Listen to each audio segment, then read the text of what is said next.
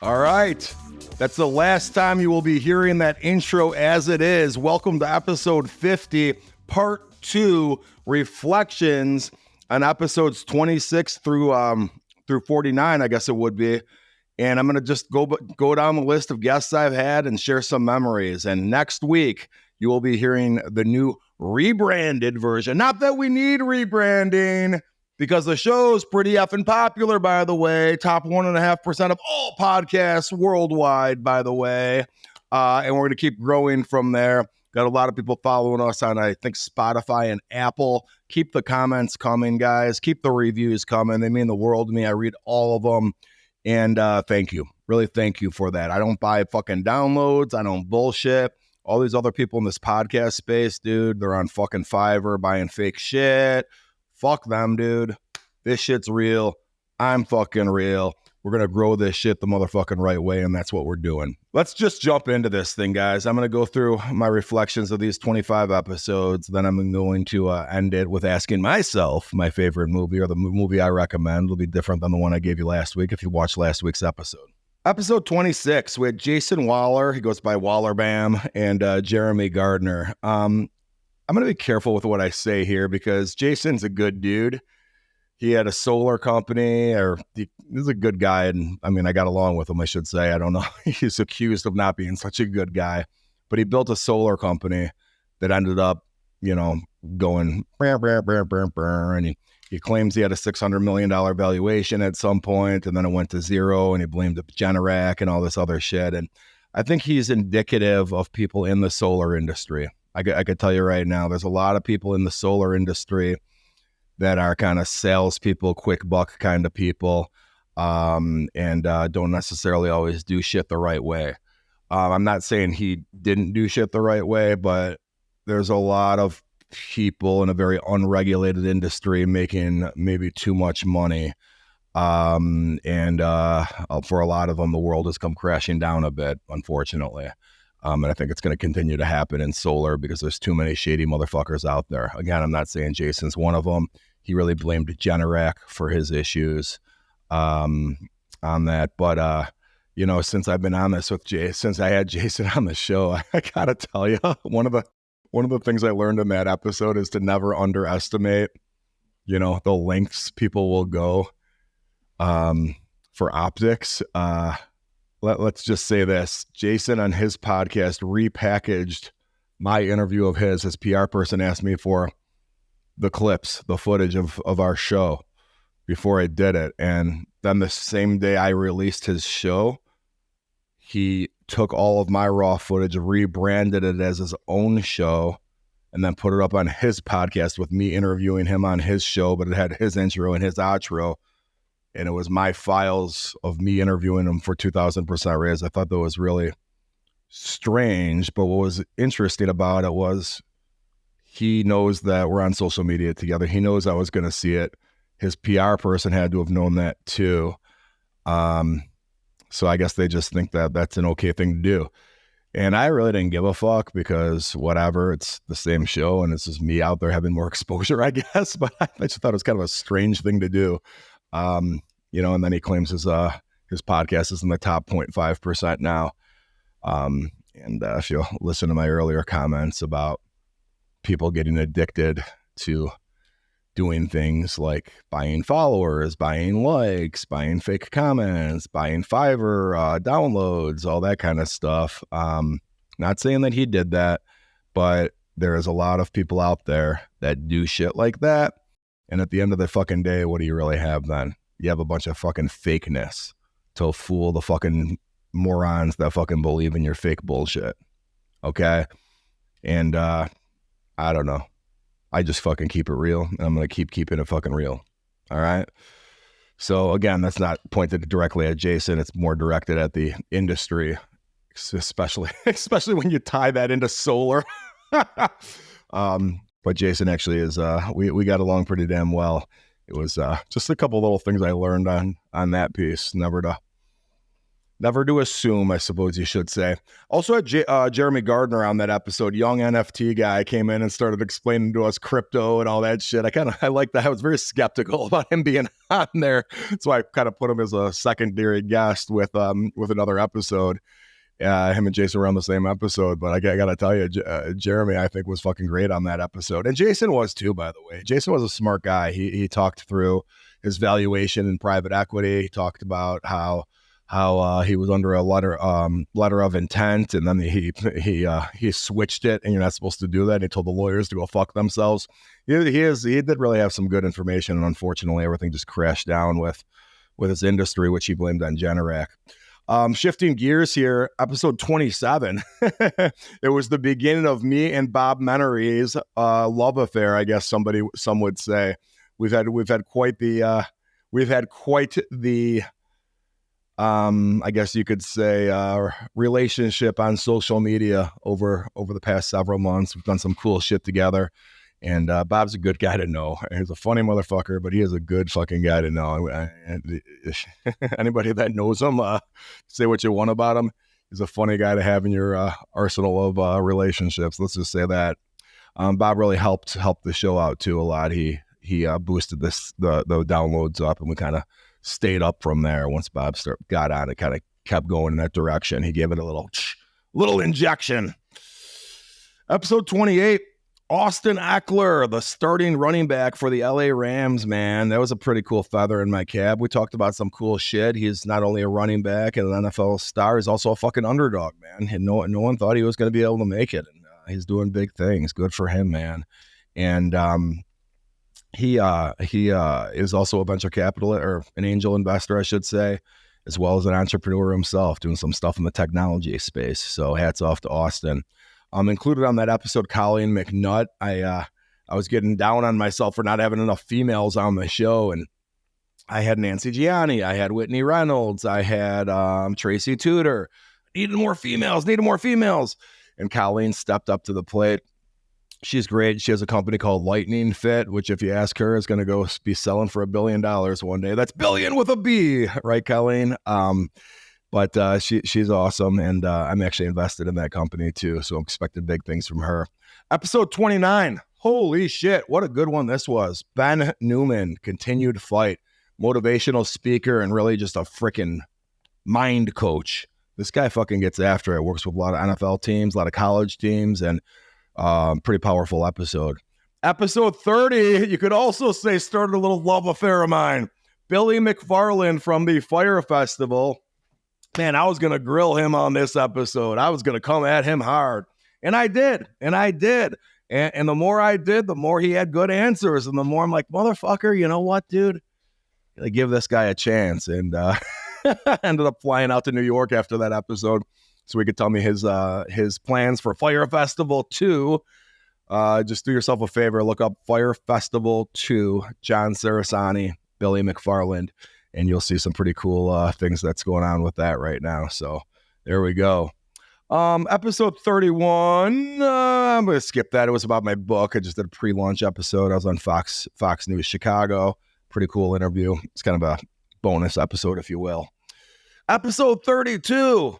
Whoa, the NFL draft episode. And I had Dan Vitale, former Green Bay Packer, and Bobby Okereke, who recently just signed as linebacker with the Giants. We talked about the value of that second contract and how financially meaningful it is to most NFL players to get to contract number 2, because contract number 1 ain't it. Contract number 1, yeah, you're going to make some money, but it ain't going to be lifetime money, ain't going to be life-altering money, ain't going to be fuck you money.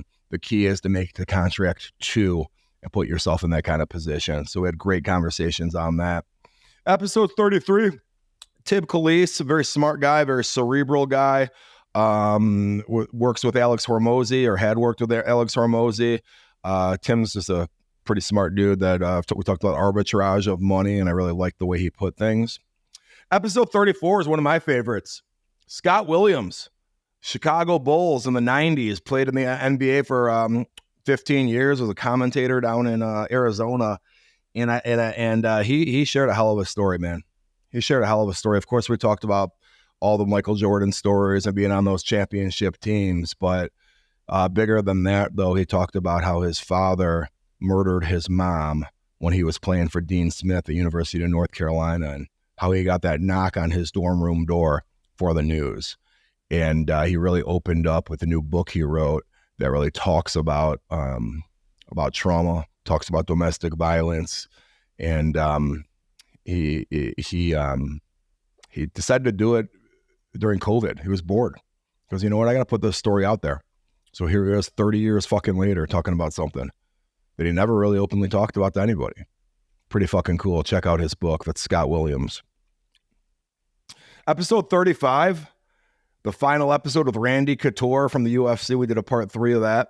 And we also put in Vince Ingalanera. Vinny Ingalanera is a professional axe thrower and talks about how he made that pivot from owning escape rooms during pandemic, but did a COVID pandemic pivot successfully to turning them all into axe throwing facilities. And he's a nationally ranked axe thrower and currently involved with starting a league that ESPN is going to be picking up. So pretty cool. Vinny's actually going to be at our Las Vegas event. So keep your head on a swivel for that Las Vegas event, October 12th and 13th. Maybe you'll get some little axe throwing tips while we're there. Episode 36, I was me talking to 900 teenagers, a motivational speech. Fucking awesome. It was ranked our top 3 episode of all time when I put that out there. Or actually it was second of all time when I put it out there behind Bob Menery. Now it's 3 because Jamie Kennedy ended up going above it, but hell of an episode. Hell of an episode. Johnny Damon. Oh, by the way, as far as the motivational speaking is concerned, I do want to do more of that. I just don't have a team in place that I'm running around getting gigs and shit, but I think I'm pretty fucking good at it. So FYI, if anyone wants me to come speak to their freaking Union League club or something, or your auditorium of 10,000 people, either way. Johnny Damon. Oh, shit. Why did I have Johnny Damon on here? Well, first of all, this is when the Bob Menery connection was coming in pretty damn easy. Bob Menery is friends with everybody from Boston. Johnny Damon played on the Boston Red Sox for a while, and we had some great conversation, man. We had some great conversation, and we talked a lot about the movie Moneyline with Brad Pitt, and Johnny kind of talked about how real that was and how it changed things with the way baseball is now. He also mentioned, though, oh, by the way, they don't make a big deal in that movie about the Oakland A's having a certain pitcher that no one knew was supposed to be as good as he was. That helped. They kind of leave that out of the fucking movie.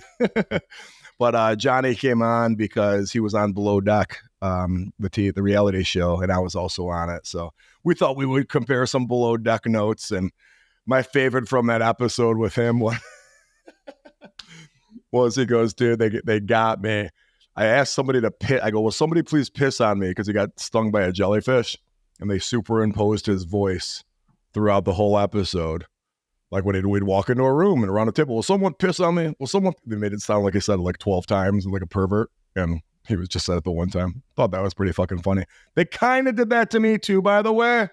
But it was only when they used me rapping to myself with my kids, having fun, like doing Shibuya, roll call. We were doing one of those. And they took my verse from that with my kids to like when I was packing, leaving the boat, to make it like seem like I'm like rapping myself about my chain while I was packing. It's kind of not terrible, but it's kind of I wouldn't have done that. I don't rap to myself while I pack, okay? Excuse me while I interrupt myself. Go to 2000percentraise.com and check out all the cool shit we got there, including our merchandise, including our upcoming events, and including our membership. That's a networking group you want to be a part of. Trust me, and it's not very fucking expensive. And did I mention it gives you super discounted access to our next event that's coming up October 12th and 13th?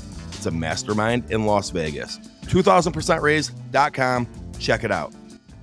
Episode 38, Austin Cohen and Justin Turetsky, great fucking dudes. They've been heavily involved in 2000% Raise. They're both going to be at our Las Vegas event as well. Austin was on the founding team of Wheels Up, the private aviation company, before it IPO'd. And good thing he got out of there, because that fucking stock is going. Hopefully Austin sold all his fucking stocks he got as part of the founding team, because that stock ain't fucking shit now. They started a new company called Flexit, pivoted during COVID. Pretty fucking cool. What they're doing on that damn thing. Episode 39, me and Bob Menery did a live show from Hollywood. It was fucking awesome. If you want to see a good one, go watch that one. It's pretty fucking funny if you ask me. Episode 40. Bobby gave me pink eye, by the way, when I was filming that episode. I've had pink eye for like 3 months because of him. Just FYI. Episode 40, Adam Jablin. From a sick to sober Superman. Now, I know Adam just from social media. We fuck around with each other. We follow each other. I go, hey, dude, you want to be on my fucking podcast? And I didn't really know what he was going to talk about because he talks a lot about recovery. And he was an alcoholic, and now he's not. And he really preaches that. And I didn't really know what to expect in this interview because I'm not going to try to make this show something it's not, man. It's a business show. This is an entrepreneur show. All right. Let me get a fucking recovery show. Okay. But what came out of that episode, I think, was compassion for other humans, understanding what other people are maybe going through that we don't realize. Also, you know, how it ties into fucking business, dude. Okay. Well, hey, maybe you're okay with drinking alcohol after work and going to a fucking happy hour. If it was fucking me, you know, I'm fucking going to be drinking for the next 20 hours and passed out on the street. You know, that's what he said. Or something to that extent, you know, and where somebody else, it makes them happy. Somebody else, it makes them a monster. You know what I mean? Everything hits people fucking differently, you know, and he talked about cocaine usage and how that could play a role and how, you know, I shared some stories that I'm familiar with and how they go to a black hole fucking fast and better find a way to fucking pull yourself out of it, you know, and for some people I know it's because fentanyl fucking started taking over the streets during the pandemic and fucking, hey, you want to die? How important is it to you to do blow next weekend? Because you might fucking die. Episode 41, Madison Clavon, young entrepreneur in Las Vegas, MMA guy, and that's pretty fucking cool. He has an app and studio that he's building for the MMA, UFC type of audience. Good work, Madison. Episode 42, Timmy Bounceback. Talked a lot about beer, blackjack, and the Hollywood life. Timmy shared it. Anybody in LA listening, there's a famous restaurant called Craig's. Timmy shares a story on why he's banned from Craig's. And you'd be interested to know, I got him back in because I went later. He found out I was there, comes to the front door, and Craig, the owner, goes, what are you doing here, man? He goes, hey, John Cerasani is a friend of mine, this venture capitalist from Chicago. The only reason Craig knows who the fuck I am is because somebody else influential made the reservation for me to get me in and built me up as this venture capitalist. Tim fucking, oh, that motherfucker. Tim gets wind of it and uses that to get in. Fucking comes in, sits at the fucking table I'm at. Hey, Tim, welcome. Episode 44, Chris Reid, also known as Kid from Kid in Play. This is one of those moments for me, man. I thought it was pretty fucking cool. Ain't gonna fucking lie. Ain't gonna motherfucking lie. Pretty fucking cool for me on that show. Talked about some old school rap. Kid, we brought my son up out of the thing. He wanted that. My son is into music, and him and Kid had a pretty cool conversation. Just kind of watching them vibe back and forth.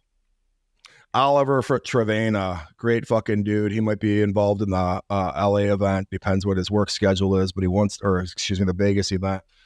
We're going to wait and see on that because he's got to see something. But him and Vanessa Hudgens founded Cali Water. That's tearing it up in California right now. Pretty fucking cool. Episode 46, Yash Daftery has a cool app called Fan Basis, is making waves. Had a good conversation with the young and the new. You know, he's 20 years younger than me, and we had a great fucking back and forth about perception versus reality and perception of the 20-somethings versus the 40-somethings, from anywhere from entrepreneurship to raising money to the big one we had a great conversation about was whether or not you should go to fucking college. So tune into that episode 46 if you want to check that out. Episode 47, Brett Barish, man. And if you don't know that name, you're going to know what I'm about to tell you. He started Ace of Spades champagne that he sold to Jay-Z, which later then Jay-Z sold. But he has a liquor empire, Sovereign Brands. He was a great fucking guest, very influential in the hip-hop community. Brett is, and got into some good conversations, including blended scotch versus single malt scotch and why it matters. And he enlightened me. He said, listen, blended's an art. Single scotch is single barrel. Blended is a fucking art. That's actually better if they do it right. Interesting take there, Brett. Episode 48, Jay Mamie.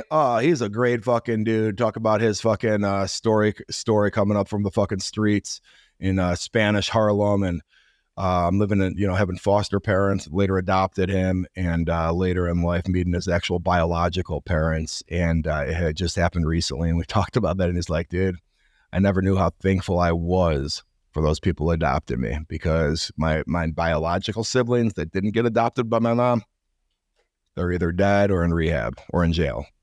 So that was powerful. Episode 49, Dom the Hypnotist. Pretty fucking cool episode with Dom. He's in Las Vegas. He does hypnotism for people in corporate America. And at first I was like, is this guy out of his fucking mind? But it was pretty fucking cool. Not gonna lie. Another episode, I'm trying to find out, how did I fucking skip this episode? Because it's one of my fucking favorites. Dom, by the way, is going to be participating in our Vegas event, which is pretty motherfucking cool. Episode 43, I skipped over, and it's really, actually, probably my favorite episode. Jamie Kennedy. I love fucking Jamie Kennedy, man. All right. If you've never seen Malibu's Most Wanted, oh, man. Or the Jamie, go to YouTube and look up Jamie Kennedy Experiment from back in the fucking day.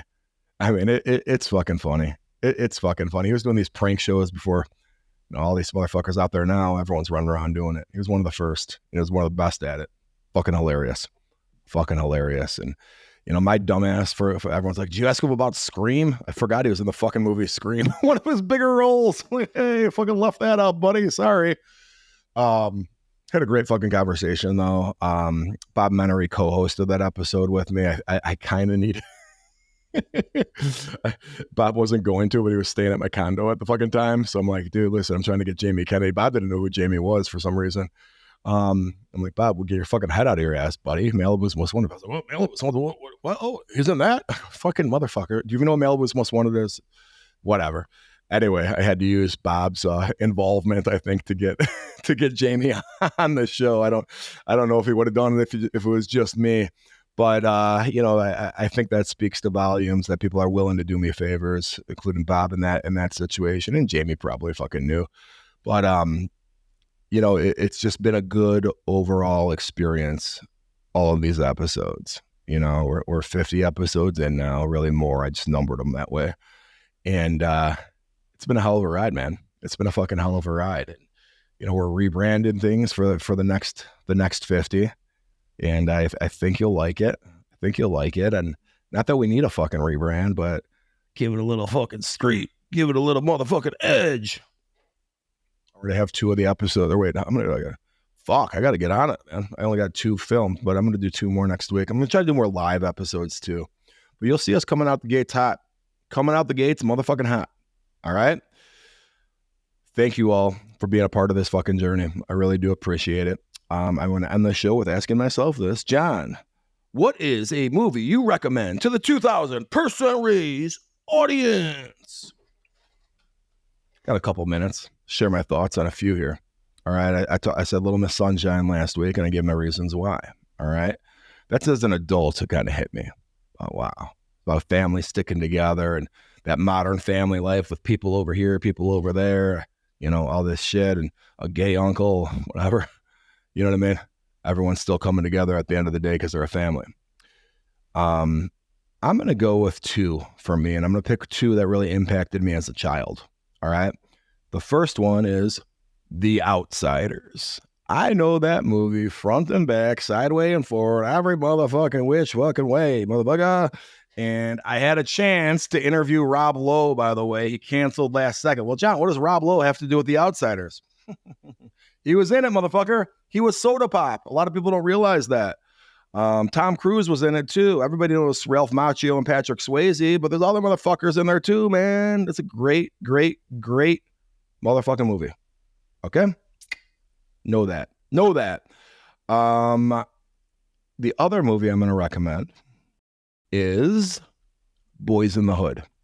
Somebody asked me recently, it's actually a Facebook post from a friend of mine. He had posted, what's a loss of a character in a movie that impacted you the most? Or in theater and movie, play, whatever. And a lot of people were saying like, the Passion of the Christ, and, I think someone said like Julius Caesar and things like that, what had the biggest impact to you. And the scene in Boys in the Hood when Ricky gets fucking gunned down in the alley. All right. As a 8th grader or freshman, I think it was 8th or 9th grade, probably 8th grade when I saw 8th grade. Saw it with Matt Ortiz. What's up, Matt? Haven't seen you since senior year. I just remember that moment of him getting gunned down. And as an 8th grader in suburban Chicago, we had, we didn't know that life. Okay. We didn't understand, Boys in the Hood was kind of like that first gang movie that came out, or kind of showed you the inside look. Before that, there was Colors, but that was more of the police perspective. This was the first time getting the insight that was brought, and it was eye-opening. And I think the shock of Ricky actually getting killed like that, and then later on, his mom opening up the SAT score in the envelope and seeing that he qualified, which means he would have got to go to USC and fulfill his fucking dream. Timing's everything with movies like that, dude. If that movie came out now, it wouldn't have had the same impact, because we're so desensitized as a society over time, like kind of just or matured. I don't know. Just there's been so much of it now, and there's just so much with, I guess you could even say, in the hip hop culture of songs talking about this kind of shit. But at that fucking moment, dude, yeah, dude, we had heard Eazy-E. Yeah, dude, we had heard NWA, but it was still relatively new. Okay. Ricky getting killed in the fucking alley was it. All right. That was the one that, holy shit. Anyway, thanks for listening, guys. Next week, the rebrand. Let's go. And that wraps up another episode of 2000% Raise. Thank you for listening. The best way to support our show is by leaving a rating or review on all platforms you listened on. And of course, by following, liking, or subscribing. Visit us at 2000percentraise.com or at John Cerasani on TikTok and Instagram. And of course, my YouTube channel at John Cerasani's 2000% Raise. Find all the ways to follow today's guests in our show notes. Thank you for being a part of our entrepreneurial journey.